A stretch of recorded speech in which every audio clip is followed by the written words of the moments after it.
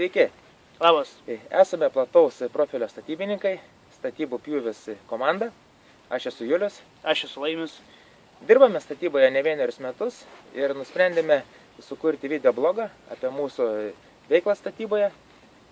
Šiuo metu statysime individualų namą vieno aukšto ir norime jums parodyti visus etapus. Ir tikimės, kad visą tai jums patiks. Kviečiame žiūrėti mus ir toliau.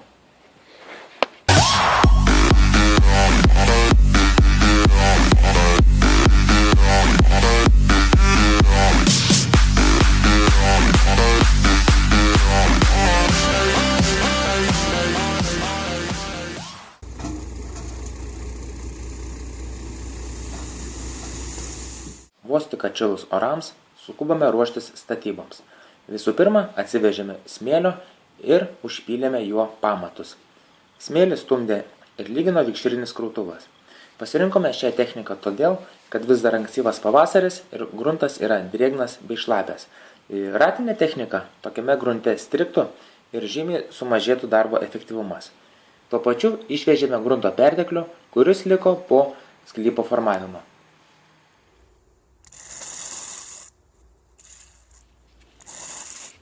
Sekantis darbų etapas prieš pradedant mūro darbus yra pamato paviršiaus hidroizoliacinis padengimas.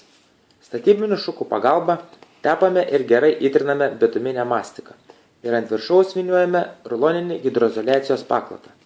Laistyklės pagalba paklotą įspaudžiame į bituminę mastiką, mišinio perteklių nuvalome. Tokiu būdu hidroizoliuotas pamato paviršius sulaiko drėgmės patekimą į pastato sienas.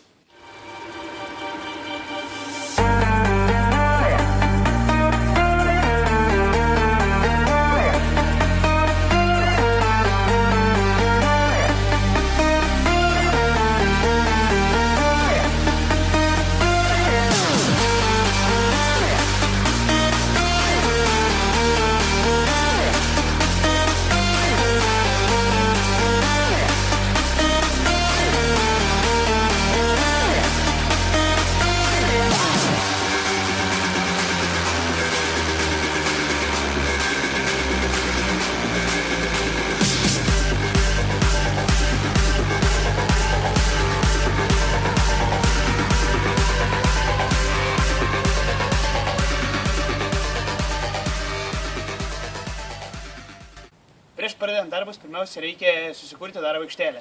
Taigi, turime konteinerį. Tenai laikysime visas statybinės medžiagas. Talpyklos su vandeniu. Tualetas. Ir šiukšlių vieta.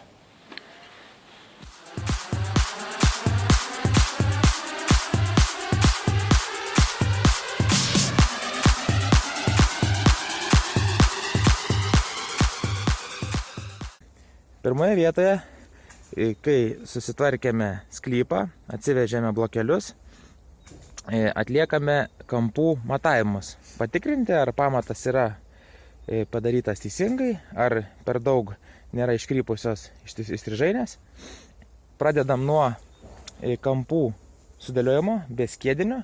Tiesiog sudedame visus kampus, kiekvieno kampo, ir matuojame. Išmatavę ilgius, pločius, įstrižainės, pasižymime kampinius blokelius su spalvotu pieštuku, tam, kad nepabėgtų jų pozicijos. Ir paskutinėme etape matuojame aukštį. Aukštį matuojame su lazeriu. Lazeris turi gaudyklę, jeigu neturite nuosavo lazerio, galima jį išsinuomoti. Ir parodysime, kaip veikia lazerinio matuoklio principas. Taigi, nustatome lazerinio brūkšnio kryptį, su gaudyklė ant blokelio aukščio pasižiūrime, kad tai yra 11,5 cm. Ir dabar eisime prie kiekvieno kampo su gaudyklė ir žiūrėsime, ar tas aukštis skiriasi. Taigi matuojame pirmą kampą. Štai gaudyklė rodo, kad yra 11,5 cm, tai yra atstumas šiame kampe nesiskiria prieš tai. Einame žiūrėti prie kito kampo. Tai matome, kad taip pat jis yra 11,5 cm. Labai tikslus kampas.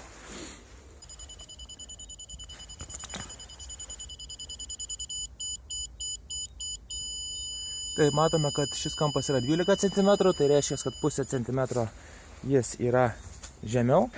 Taip, išmatavę visus kampus, nustatėme aukščių skirtumus iki 1 cm. Vadinasi, pirmą eilę mes lyginsime su 1-2 cm skiedinio sluoksniu ir to pakaks įsilyginti visam pamato paviršiai. Taigi, pradėsime mūryti pirmą mūro eilę, mūrysime su skiediniu ir pradėsime mūryti ne nuo kampo. Kampo pastatysime vėliau, kadangi kampai pas mus yra sužymėti visur. Tai jų pagalba mes susitraukime į virvutę ir pagal ją sumūrysime pirmą eilę. Ir tada, kai ją išmūrysime, prikelsime kampus ir mums bus labai paprasta jos užbaigti. Taip, pirmai mūro eiliai naudojame tokį pagalbininką, paprastą tašą 2,5 cm, tam, kad suformuoti tolygią skiedinio juostą ir vėliau blokelį lyginant, tas skiedinys užpildys tą tarpą. Skiedinį pasidarykite ne per tirštą, kad būtų patogiau lyginti.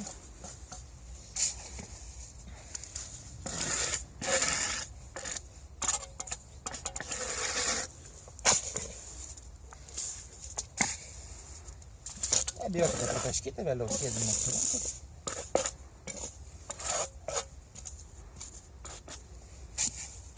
Kadangi pas mus yra iki pusės centimetro, iki centimetro gal vietomis pamato paklaida, tai skiedinio daug nereikia, nes dabar mes uždedama apytiksliai 2,5 cm storio skiedinį, tai jis mums suslūgs panašiai iki 1 cm. Lyginam. Štai pakanka tokios juostos, galima ištraukti, pastumti toliau.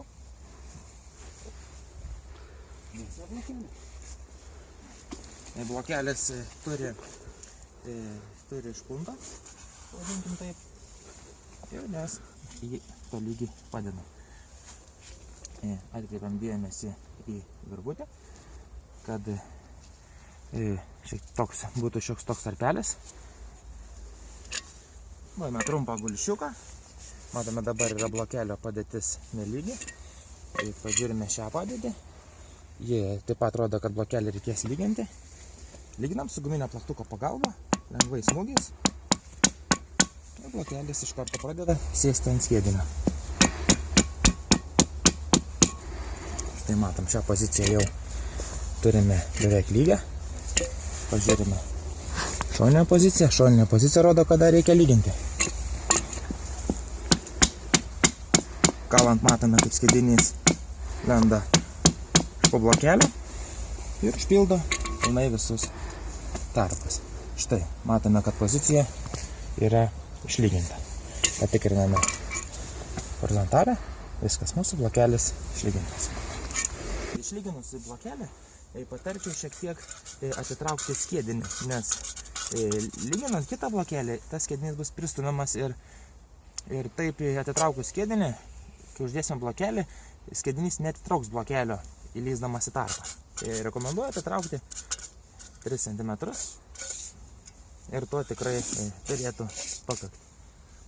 Skiedinio perteklių patariu iš karto nenuimėti, o sudėjus kokius 3 blokelius jį nuimti, jisai per tiek laiko nesustings. Tiesiog, kad išėmus jo, jeigu skystesnis mišinys, kad nepasmuktų blokelis. Ir dedame kitą blokelį. Šio gamintojo blokelį taip pat dar turi specialius įrankius blokeliams įnešti, tačiau mes apsėsime ir be jų. Štai padedame blokelį, žiūrime į virvutę. Dedame gulšiuką. Kadangi matot, mes naudodamės tašo pagalbą užtraukiame tolygų skiedinį, tai ir mums lyginimo procesas nėra itin sudėtingas. Užtenka šiek tiek pakalti, pozicija beveik lygi. Pažiūrime vertikalę. Štai pakalame, vertikali pozicija lygi. Pristiname blokelį. Patikriname horizontalę. Horizontaliai šiek tiek reikia Ir čia jaučiasi, kada pakalti. Ir taip lyginame pirmąją eilę.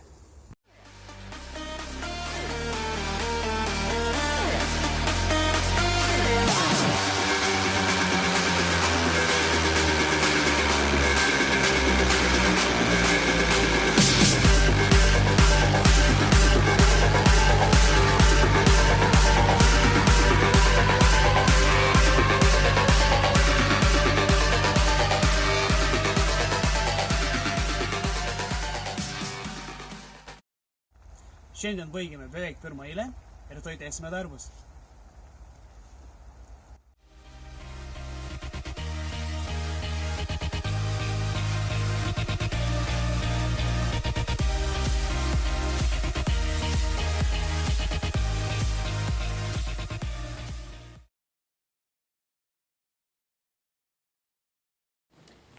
Šių blokelių gamintojai siūlo specialius blokelių. Įsistatyti tas skylės, tam, kad blokelių būtų. Gerai, visai. Va, žinau.